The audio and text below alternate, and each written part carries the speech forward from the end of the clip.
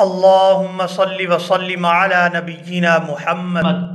سامعین اکرام، اگر آپ چاہتے ہیں کہ آپ گھر بیٹھے قرآن مجید کو صحیح تجوید اور تلفظ کے ساتھ پڑھنا سیکھ سکیں تو ہمارے چینل کو سبسکرائب کریں اور بیل آئیکن کو دبائیں تاکہ آپ کو ہر نیو آنے والی ویڈیو سب سے پہلے مل سکے۔ سامعین اکرام، آج ہم نورانی قاعدہ کی تختی نمبر 5 تنوین کے بارے میں پڑھیں گے۔ تنوین 2 زبر 2 زیر اور 2 پیش، اس کو تنوین کہا جاتا ہے اور اس کی آواز جو ہے وہ ناک سے ادا ہوتی ہے۔ جس حرف کے اوپر تنوین ہوگی اس پر اخفا ہوگا اور اخفا کی جو آواز ہے وہ ناک سے ادا ہوتی ہے۔ اور یہ بھی یہاں پر سمجھ لیں اور سیکھ لیں کہ تنوین کے بعد اگر حروف حلقی میں سے کوئی حرف آ جائے تو وہاں پر اخفا نہیں ہوگا، اور حروف یرملون میں سے کوئی حرف آ جائے تو تب بھی اخفا نہیں ہوگا۔ حروف حلقی جو ہے حمزہ، ہا، عین، حا، غین، خا، یہ حروف حلقی ہیں۔ اگر ان میں سے کوئی حرف تنوین کے بعد آ جاتا ہے تو وہاں پر اخفا نہیں ہوگا۔ چلیں آئیں اپنے سبق کو شروع کرتے ہیں۔ اعوذ باللہ من الشیطان الرجیم، بسم اللہ الرحمن الرحیم۔ میم 2 زبر من، میم 2 زیر من، میم 2 پیش من، من، من، من۔ یہ جو آواز جو ہے ناک کے اندر جا رہی ہے اسے ہی اخفا کہتے ہیں۔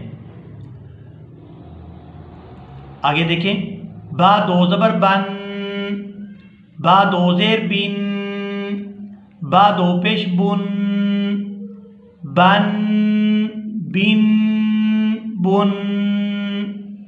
واو 2 زبر ون، واو 2 زیر ون، واو 2 پیش ون، ون، ون، ون۔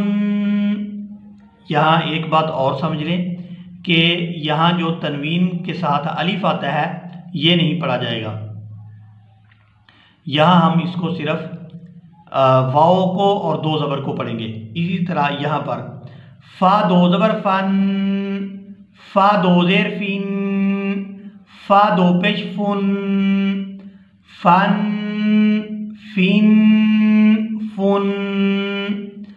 سا 2 زبر سن، سا جو ہے بالکل نرمی کے ساتھ ادا ہوتی ہے۔